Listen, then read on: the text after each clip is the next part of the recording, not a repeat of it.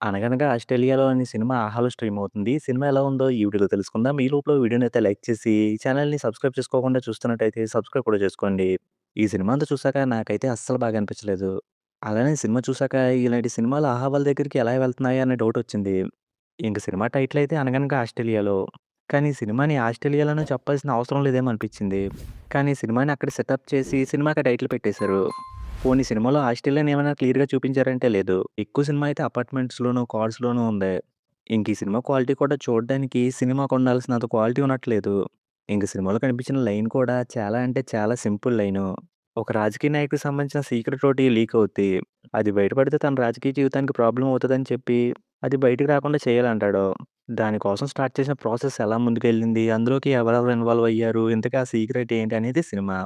ఇంక cinema line ఇదని తెలిసాక సినిమాలోకి చాలా క్యారెక్టర్‌లు ఎంటర్ అవుతా ఉంటాయి. ఇంకా అది చూస్తున్నప్పుడైతే ఈ లైన్‌కి ఇన్ని క్యారెక్టర్‌లు ఎందుకా అనిపించింది. ఇంకిన్ని క్యారెక్టర్‌ల ఇన్వాల్వ్‌మెంట్‌తో అసలు లైన్ అనేది కనిపించకుండా పోయింది అనే ఫీలింగ్ కూడా వచ్చింది. ఇంక సినిమాలో ఎక్కడా కూడా సీక్రెట్ ఏంటి, ఈ విషయాన్ని వాళ్ళు ఎలా తెలుసుకుంటారు, అయ్యో! పాపం హీరోయిన్ అనవసరంగా ఇన్వాల్వ్ అవుతుందే అనేలాగా ఎక్కడా కూడా ఫీలింగ్‌ని క్రియేట్ చేయలేదు. సినిమాలో 2 క్యారెక్టర్‌లు ఈ విషయం గురించి తెలుసుకుంటూ ఉంటాయి. అప్పుడు అనుకోకుండా హీరోయిన్ ఇన్వాల్వ్‌మెంట్ కనిపిస్తది. అప్పటినుంచి వాళ్ళు హీరోయిన్ వెనకాల పడడం స్టార్ట్ చేస్తారు. కానీ వాళ్ళు సీరియస్‌గా ఉన్నట్టు ఎక్కడ అనిపించదు.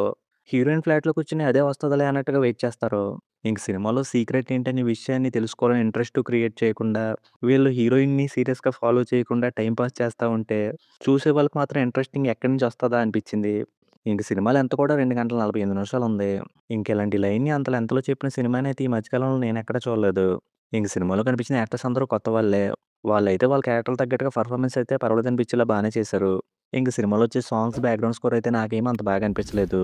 ఫైనల్‌గా చాలా సింపుల్‌గా అనిపించే ఓ లైన్‌ని తీసుకొని, దాన్ని సీరియస్‌గా గాని, ఇంట్రెస్టింగ్‌గా గాని చెప్పడానికి ట్రై చేయకుండా 2 గంటల 48 నిమిషాలు సాగదీసిన ఫీలింగ్ అయితే నాకొచ్చింది. అందుకే ఈ సినిమా అయితే నాకంత బాగా అనిపించలేదు. ఇక ఈ సినిమాకి నేనిస్తున్న రేటింగ్ అయితే 1 ఔట్ ఆఫ్ 5. ఇంకా వీడియోని క్లోజ్ చేసే ముందైతే వీడియోని లైక్ చేసి, ఛానెల్‌ని సబ్స్క్రైబ్ చేసుకోకుండా చూస్తున్నట్టయితే సబ్స్క్రైబ్ కూడా చేసుకోండి.